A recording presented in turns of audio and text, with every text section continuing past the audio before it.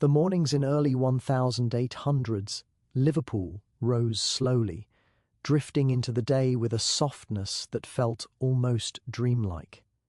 Before the first faint strokes of sunrise touched the rooftops, the city was already wrapped in a thick veil of river fog, curling its gentle fingers through the narrow streets and quiet alleys. The fog came in low from the River Mersey, gliding silently as if it had all the time in the world. It muffled sounds, softened footsteps, and created a hush that felt protective and peaceful. Lamps glowed faintly behind the shifting white curtain, allowing the city to breathe in a calm pause before the waking hours began. People who peered out their windows at this early time often found themselves stopping just to take in the stillness, a stillness that belonged only to these fog-heavy mornings. As the fog drifted further inland, it brushed along the tall brick warehouses that lined the waterfront. Massive structures built with purpose, strength, and a sense of quiet patience. Their dark outlines appeared and disappeared as the mist moved, making them seem like sleepy giants nodding off again after a long night of work. The windows looked hazy from outside, dimly lit by the lanterns that workers sometimes forgot to extinguish. Even the ships moored along the docks seemed unusually calm at this hour. Their masts rose into the fog like thin silhouettes, and their ropes creaked gently in the slow morning breeze. Some sailors, awake before the rest of the city, stood on the decks rubbing their hands together for warmth, watching the mist swirl around them with steady, thoughtful eyes. The gulls were often the first creatures to break the silence. They circled overhead in curved, lazy motions, their wings catching the morning's pale light long before it touched the ground. Their cries echoed through the fog, not harsh or disruptive, but distant and softened. It was a familiar soundtrack, something steady that the people of Liverpool barely noticed after hearing it day after day.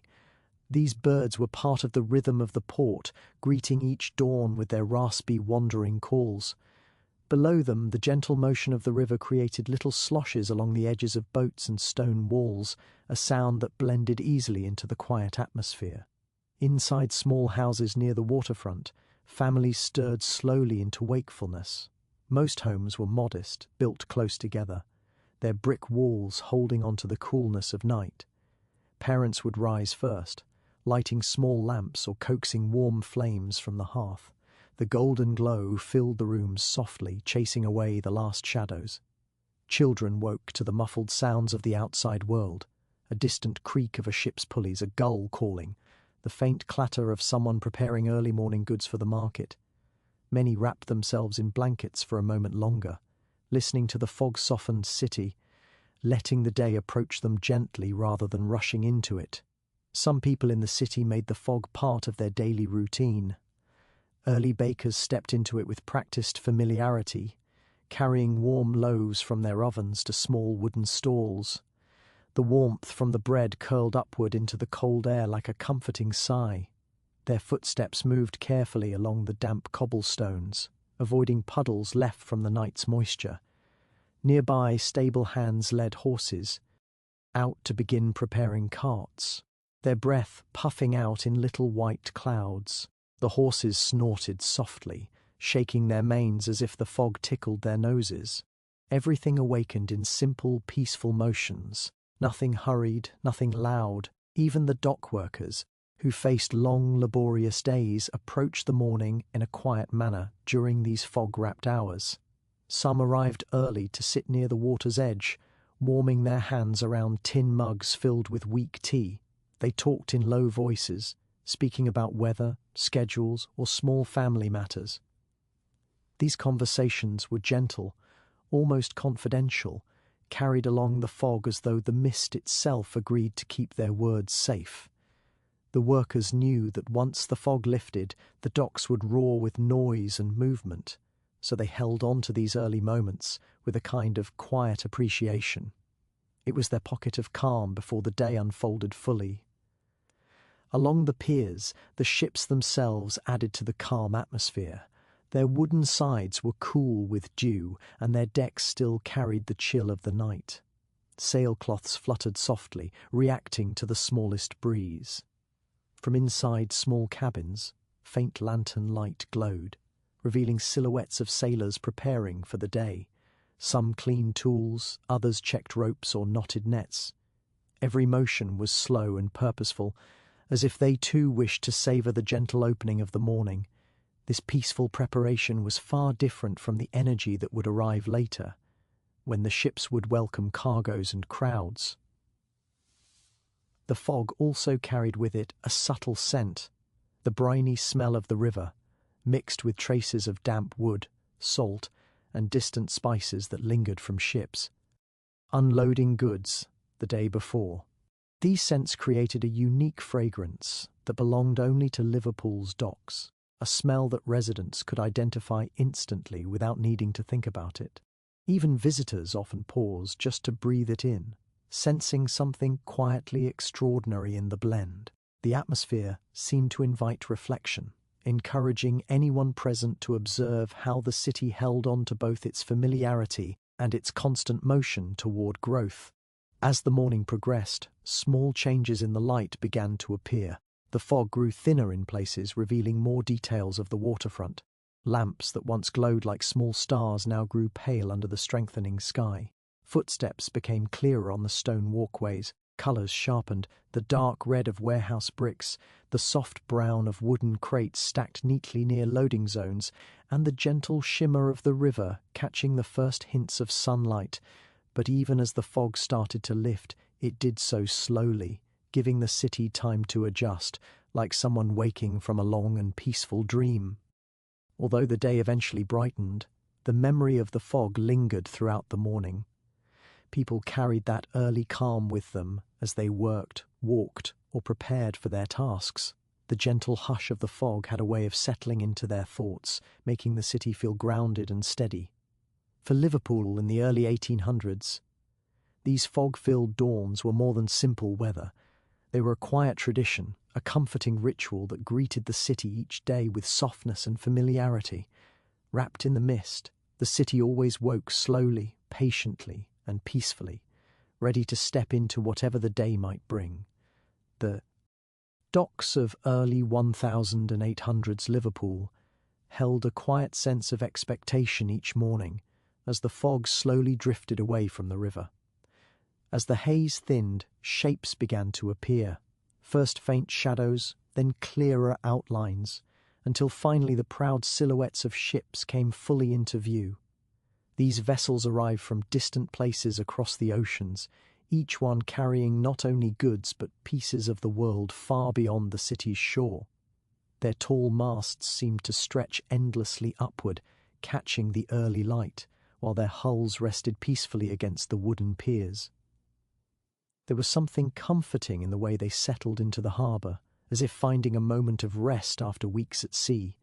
Even the soft groans of the ropes and the gentle sway of the water felt like part of a calm conversation between the ships and the river, one that repeated day after day.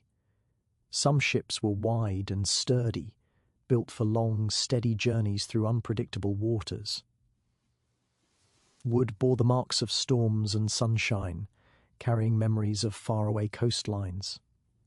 Others were slimmer, designed to slip quickly across calmer seas, their sails neat and crisp. A few had brightly coloured flags waving softly in the wind, each one a reminder of the land they came from.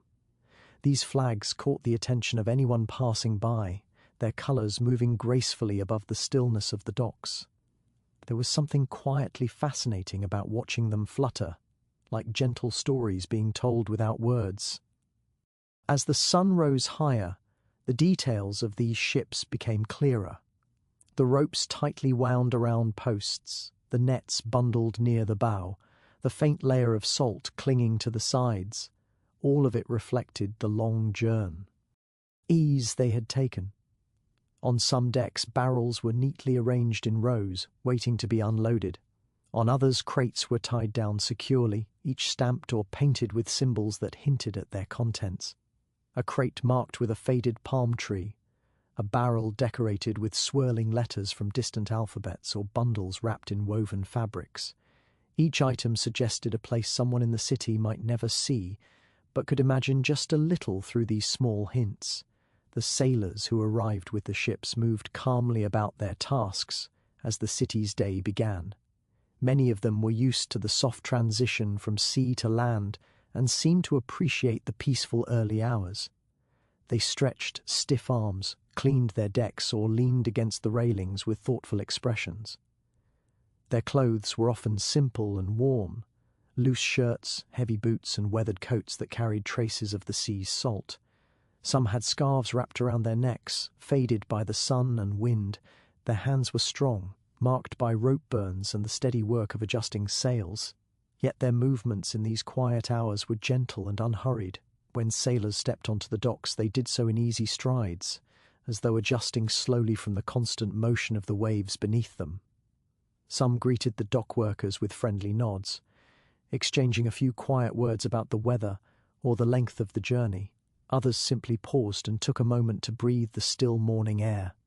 After weeks surrounded by endless water, the solid ground of Liverpool's harbour offered a different kind of comfort, steady, warm, and familiar.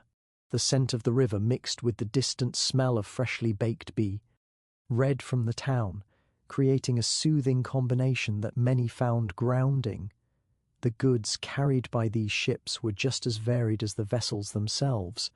Some ships brought spices packaged carefully in small sacks, their scents soft but distinct, warm cinnamon, subtle pepper, or sweet nutmeg that lingered in the air around the crates.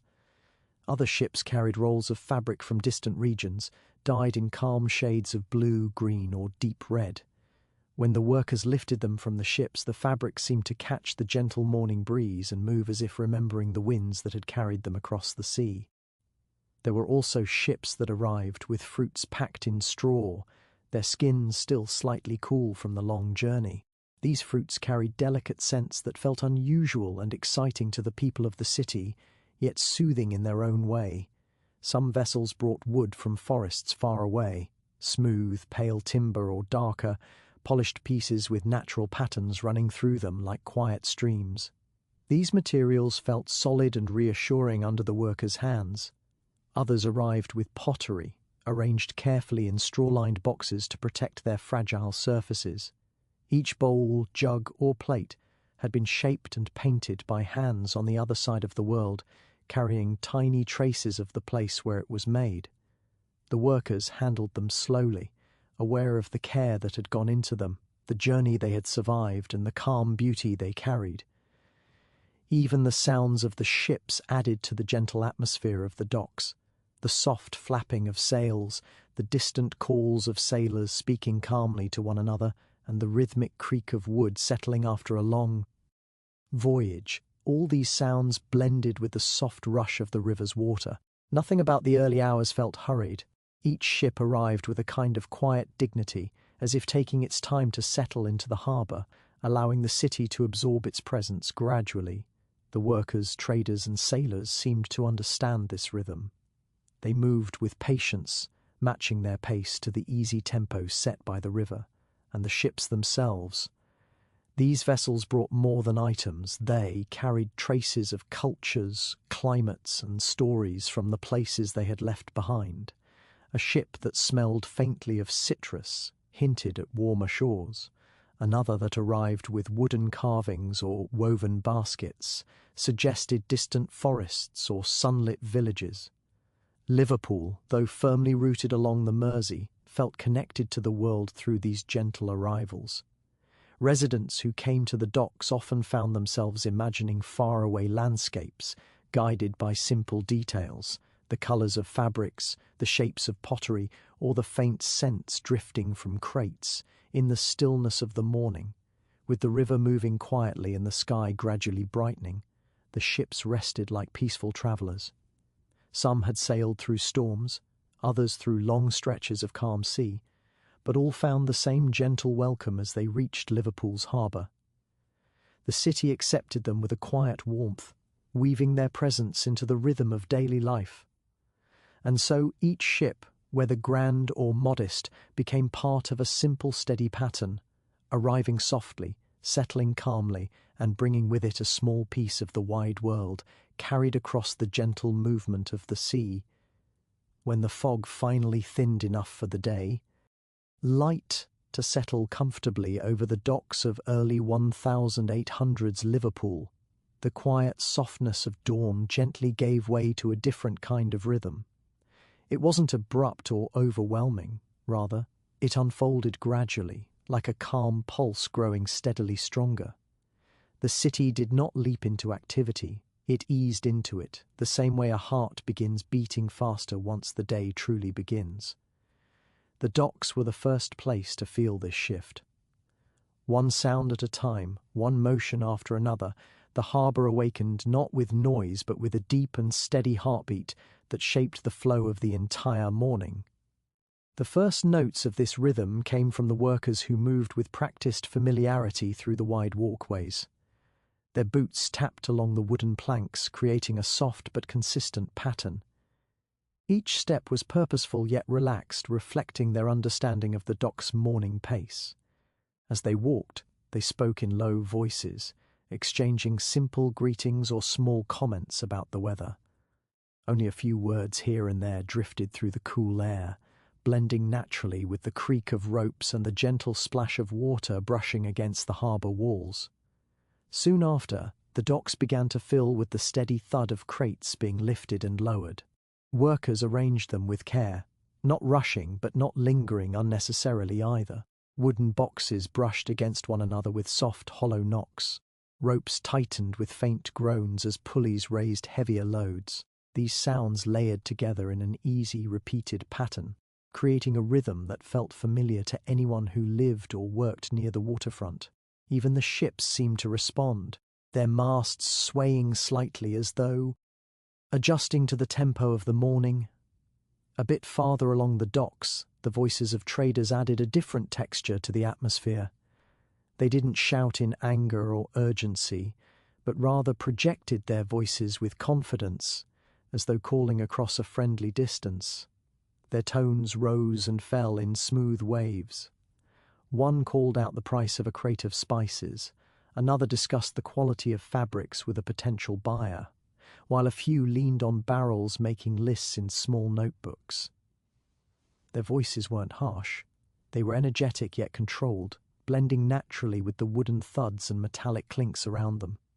These conversations had a rhythm of their own, forming a gentle melody that drifted across the busy scene. Metal tools striking against hooks, pins, and wagon fittings added brighter notes to the morning. These small, clean sounds rang through the air like quick sparks, punctuating the deeper noises of movement. Workers checking equipment would tap gently to test its strength, adjust buckles with quiet clicks, or secure cargo with careful, measured motions. Nothing felt random or careless. It all fit into the slow-building pattern that defined the heartbeat of the docks. Even those who simply observed could feel the steady energy rising around them. Horses pulling carts stepped at a calm pace along the cobblestone paths. Their hooves created a steady clop, clop, clop, adding another layer of sound to the morning. The carts they pulled were filled with barrels or bundled goods bound for warehouses just a short distance from the pier.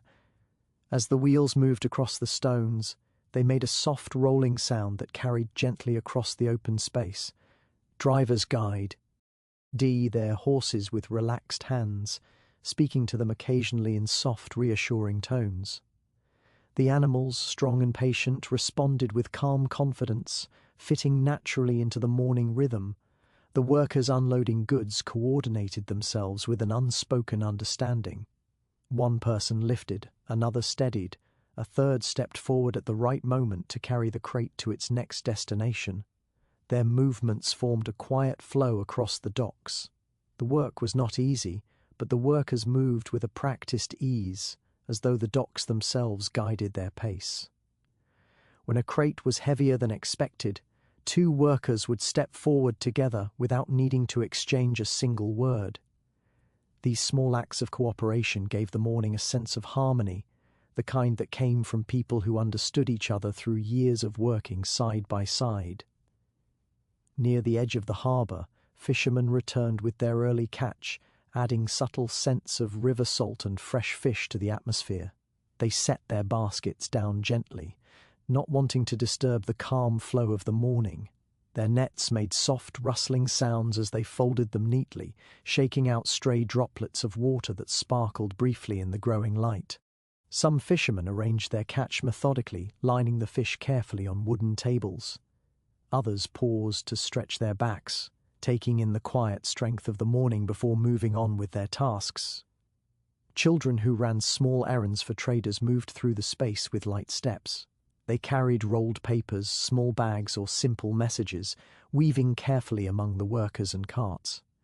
Their voices were quieter than the adults, more delicate, and airy, sometimes rising in short bursts of laughter.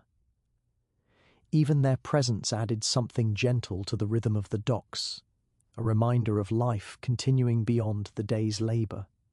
As the sun climbed higher, its warm light reflected off the rippling surface of the river, creating a soft shimmer that stretched across the water.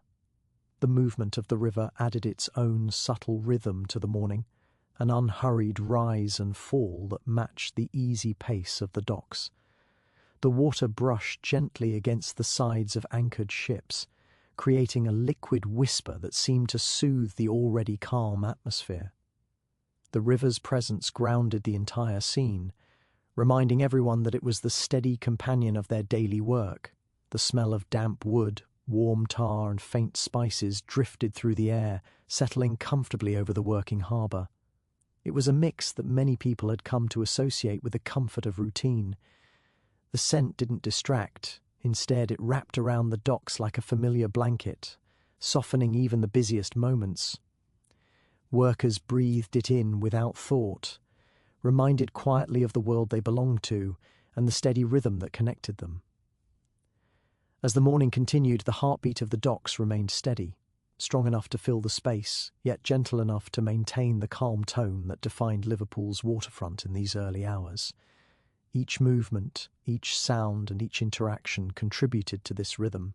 The docks, alive with activity yet balanced with patience, thrived on this slow-building pulse.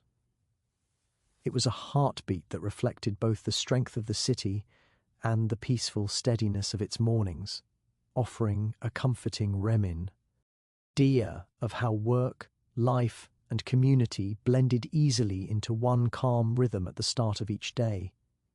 The waterfront of early 1800s Liverpool carried its own gentle character, shaped quietly each morning by the men and women who worked along its edges. Even before the docks reached their full bustle, the workers were already present in small, steady groups. They moved with a sense of familiarity, as though the harbour recognised them just as well as they recognised it. Their footsteps pressed softly against damp wood and cool stone, leaving faint tracks that quickly blended into the natural rhythm of the morning. Many of these workers had spent years on the waterfront, and their calm understanding of the place gave the docks a steady foundation long before the day grew busy. The workers arrived from small homes scattered throughout the city, brick cottages near narrow alleys, rooms above bakeries, or simple shared lodgings close to the warehouses. Their mornings often began quietly, with warm tea, soft lamplight, and the reassuring sounds of the waking city drifting through thin windows. By the time they reached the docks, they carried not only tools or gloves, but also the peaceful warmth of those early moments. Some walked alone, keeping their thoughts to themselves as the river breeze brushed gently against them. Others arrived together, speaking in low tones about the day's weather, sharing light memories, or simply enjoying each other's company in silence. Many of the workers knew the waterfront better than anyone else in the city. They knew which planks creaked beneath pressure, which warehouse doors opened with a softer touch, and which sections of the pier stayed slick from the river mist. Their experience showed in every steady movement, lifting crates without strain, securing ropes with practiced ease, or adjusting loads with gentle precision. These were not rushed motions. They were smooth habits shaped over years of working in the same place, under the same changing skies. The workers' familiarity with the docks brought a quiet comfort to the space, as though their presence anchored the entire scene. Some of the workers were unloaders, responsible for guiding heavy crates safely from ship to dock. They worked in pairs or small teams, moving with balanced coordination. One person steadied a crate while another adjusted the rope lines, and a third signaled when to lower it. Their communication was often simple, small gestures, nods, or brief words, but it was enough. They trusted each other's strength and judgment, and this trust allowed them to move calmly, even with the heaviest or most delicate cargo. The gentle thud of a crate touching the ground was often followed by a moment of quiet acknowledgement before the next task began. Other workers tended to the supplies that arrived from faraway lands. Their hands brushed across wooden boxes, coarse sacks, and bundles of fabric as they checked for damage, sorted items, and prepared them for the warehouses. They did this with careful attention, aware that each item carried traces of its long journey. Some paused briefly to read faint markings on a crate, or trace the shape of foreign letters painted on its side. There was a soft curiosity in these small pauses, a quiet wonder about the distant places these goods had come from, though the workers rarely spoke of it aloud. Most of them simply returned to their tasks with calm focus. There were also those who maintained the docks themselves, ensuring that the piers remained safe and strong. These workers walked slowly along the edges of the waterfront, tapping wooden beams with small hammers to test their soundness. They replaced worn planks, cleaned away stray debris, and made small repairs with unhurried care. Their work didn't attract much attention, and yet it was essential. They kept the harbour sturdy and reliable, and the docks seemed to appreciate their steady hands. When the sunlight finally touched the wood, it revealed the clean lines of their repairs, blending seamlessly with the older surfaces. Some workers guided horses and carts through the harbour's narrow paths, easing them around corners and between stacked goods. Their calm voices soothed the animals, keeping them steady even in the midst of the growing activity. The horses, strong yet gentle, trusted these handlers completely. They moved at a consistent pace as they carried loads from ships to warehouses, or from storerooms to small shops near the docks.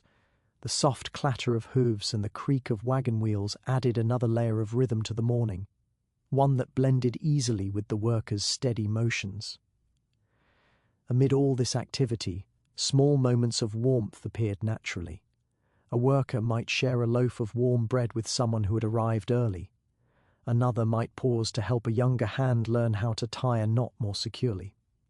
Sometimes, someone would tell a short, quiet story, perhaps about a passing storm from a few days earlier, or about a ship that had arrived with a particularly unusual cargo.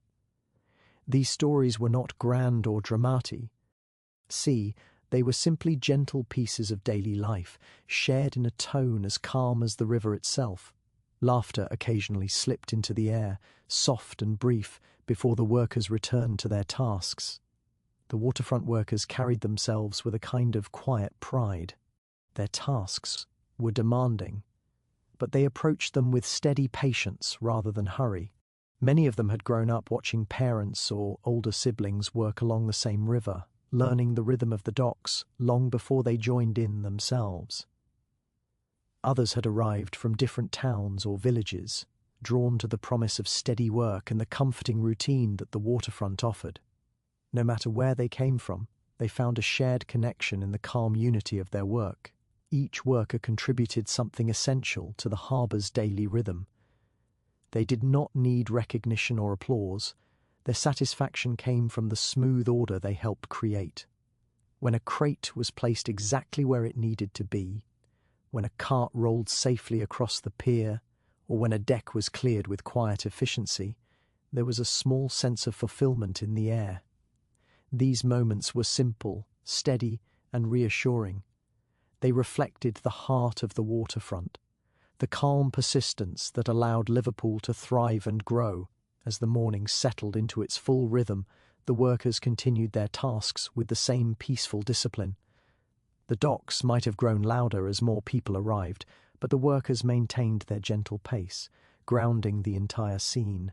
Their presence gave the waterfront its sense of stability. Through their persistent, quiet strength, they shaped the morning into something balanced, steady, and deeply human. Each movement, each gesture, and each shared moment contributed to the calm foundation that supported the lively harbour, allowing the docks to flourish in their own gentle, dependable way. As the morning settled comfortably over the docks of early 1800s Liverpool, a new layer of sound began to rise above the steady rhythm of workers and ships. It came from the traders, men and women whose voices carried through the harbour with a clarity that felt almost musical. Their tones rose above the soft thud of crates, the clink of metal, and the rippling hush of the river. The traders were not loud in a harsh way, nor demanding in a rushed manner. Instead, their voices seemed shaped by confidence and routine, rising like bright notes over the harbour's calmer sounds. Their calls drifted through the air with the assurance of people who knew their place well and understood the energy of the docks as naturally as they understood their own heartbeat.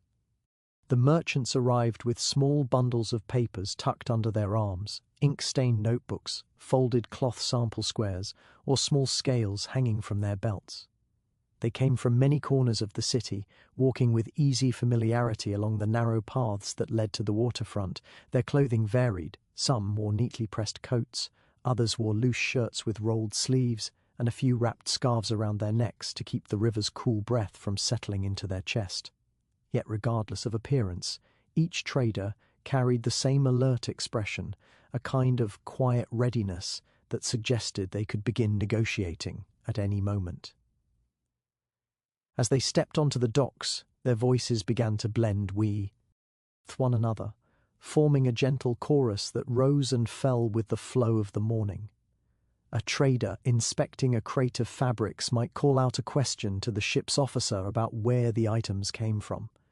Another negotiating for a shipment of spices would speak firmly but calmly to a dock worker, confirming details before scribbling notes into a worn ledger book. Their words travelled across the open space with clarity, reaching the ears of buyers, sellers, and curious passers-by.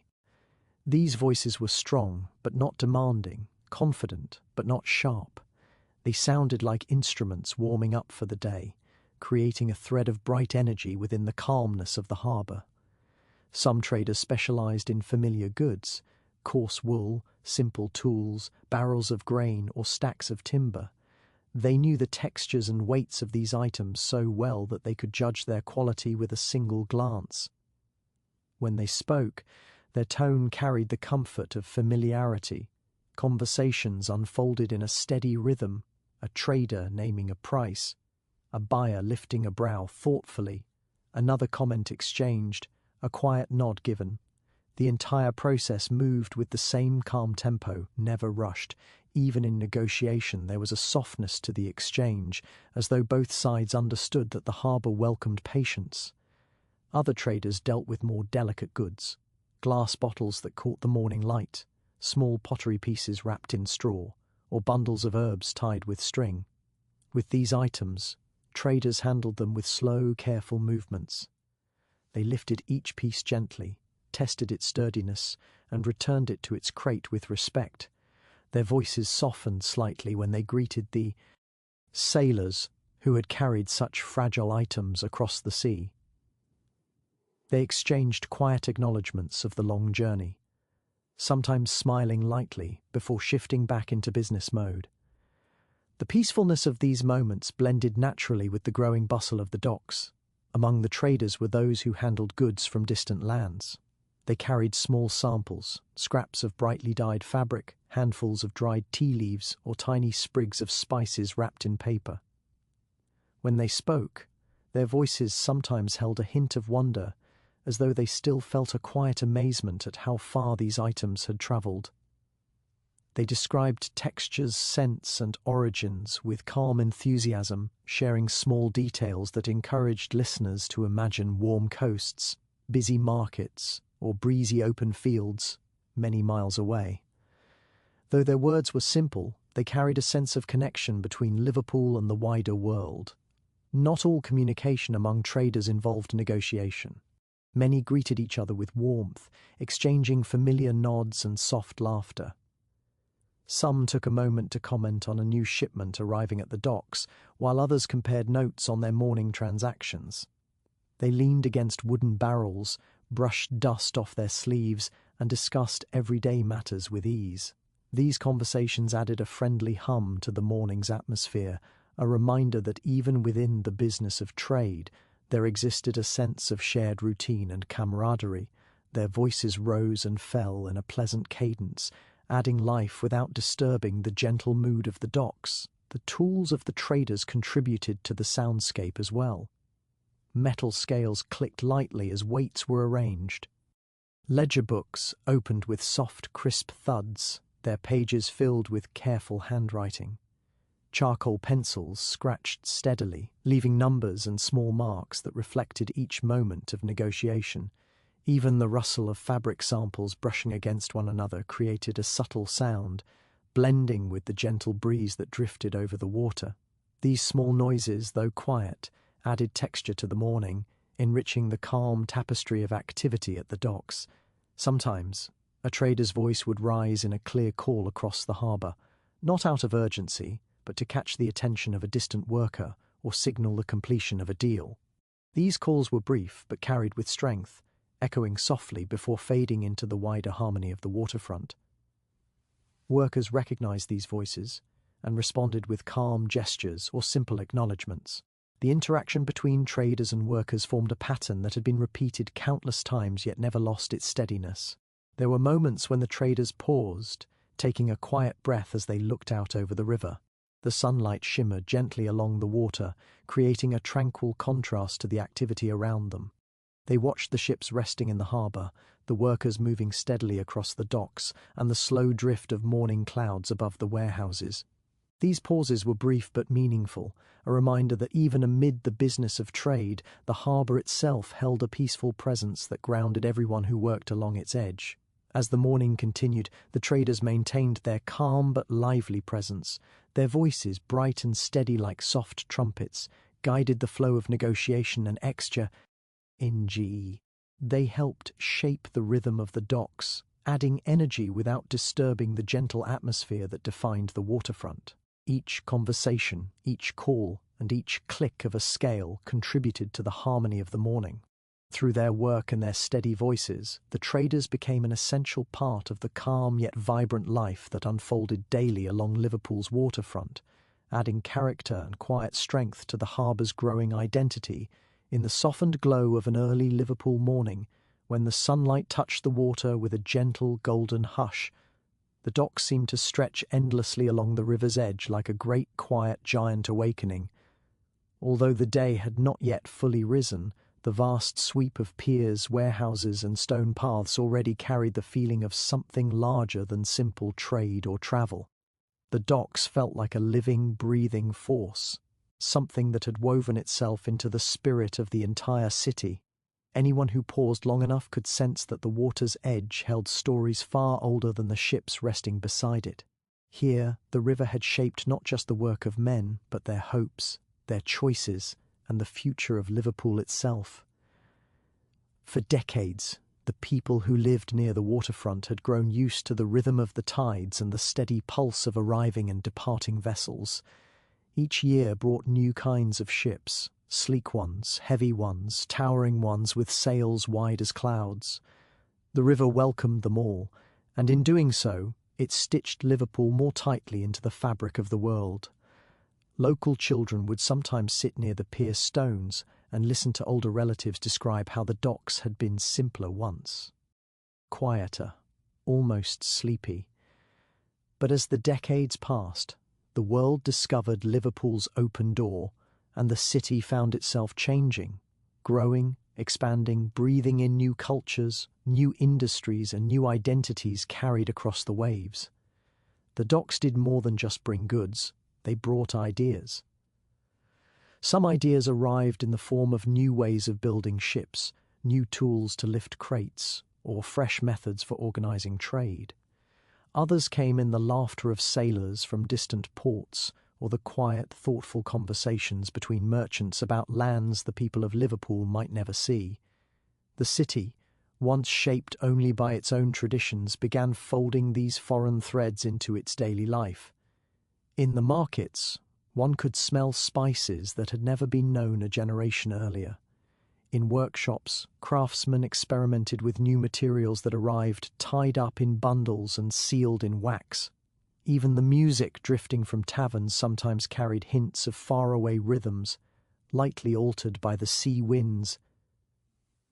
As the docks grew, so did Liverpool's sense of purpose. People walked with a firmer step, aware that their city mattered in a way that felt almost astonishing. They understood that the world was beginning to look toward this place on the River Mersey with curiosity and respect.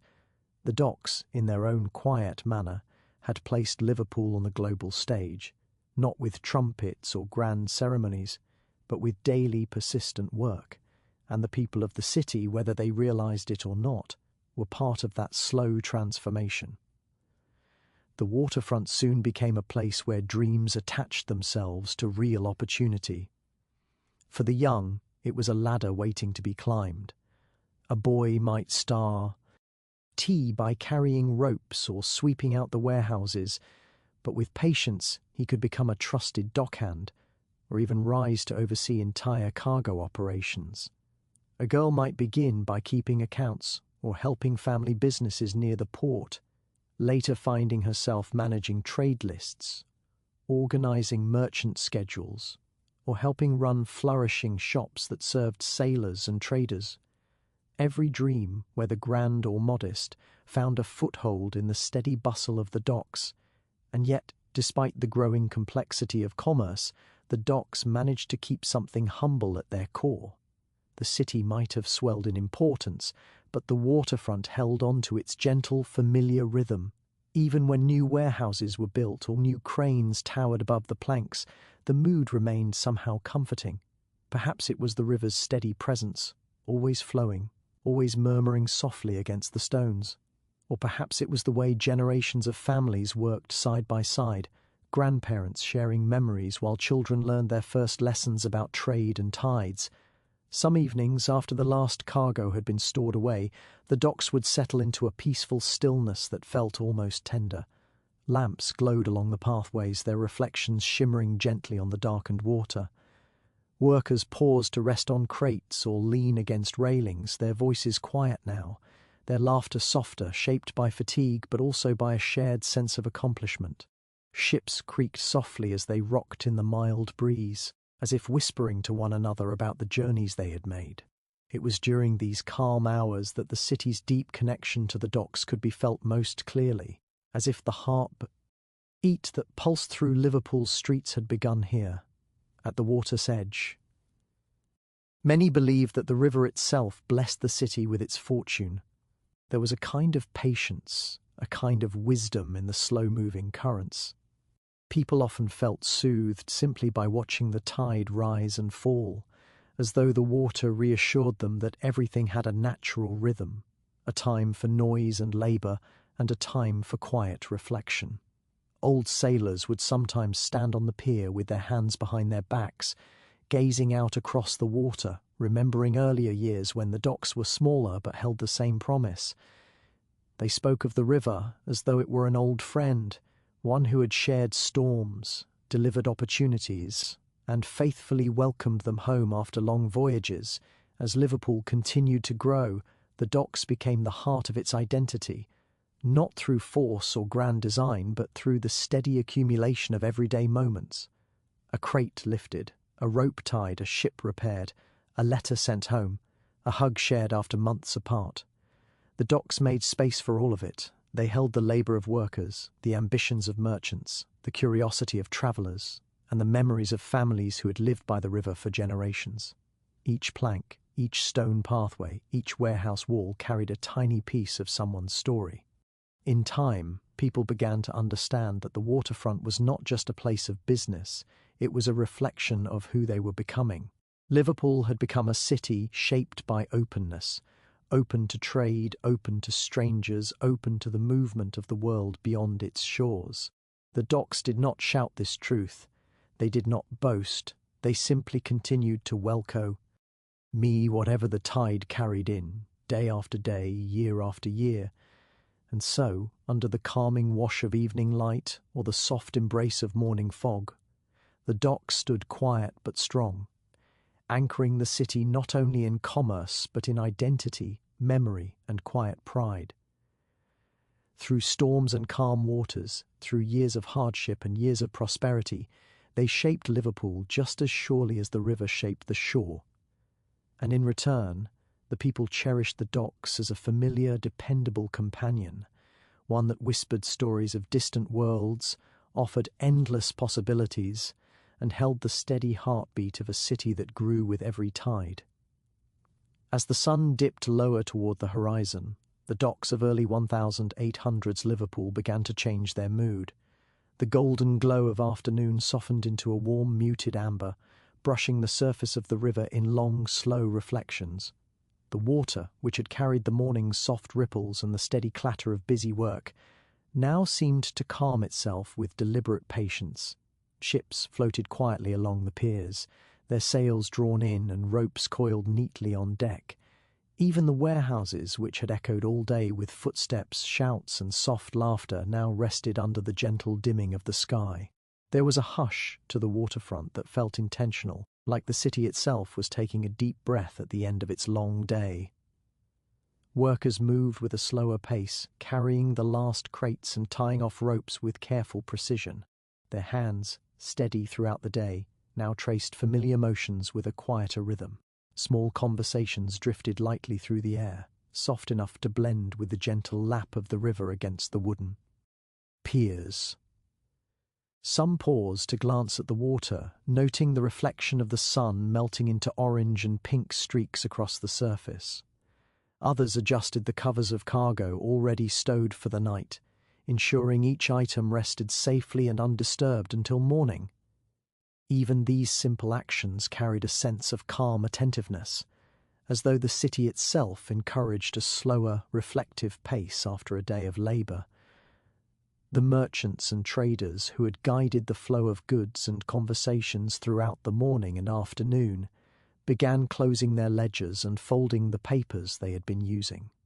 Their voices, which earlier rose in a bright trumpet-like cadence, softened into quiet murmurs.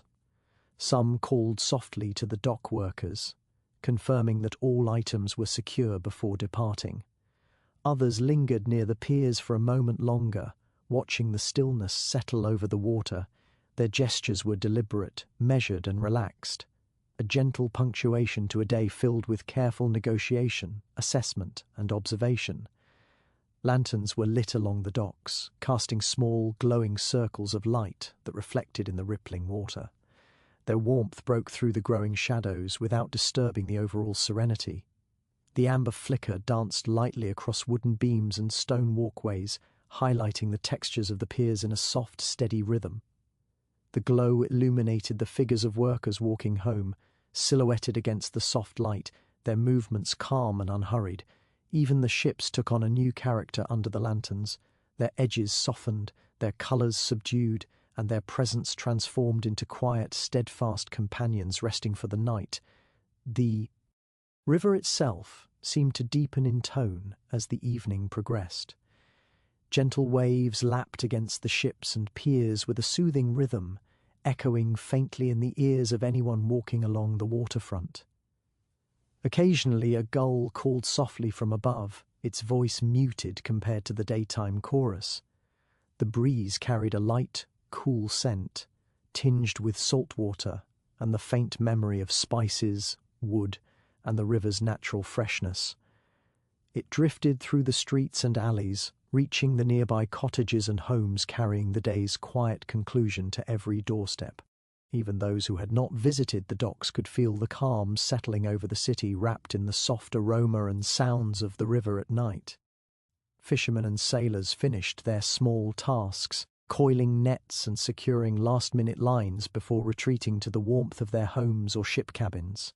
Nets rustled gently, ropes creaked under careful adjustments, and wooden crates and barrels were stacked in quiet corners. There was no hurry. The rhythm of the evening was measured and precise, reflecting both the experience of the workers and the natural pace of the river. Each movement felt deliberate, adding to the serene energy that now enveloped the docks. As darkness deepened, reflections of the lanterns mingled with the first hints of starlight overhead. The water, smooth and steady, captured tiny sparks of distant constellations and mirrored them like quiet companions to the city's activity.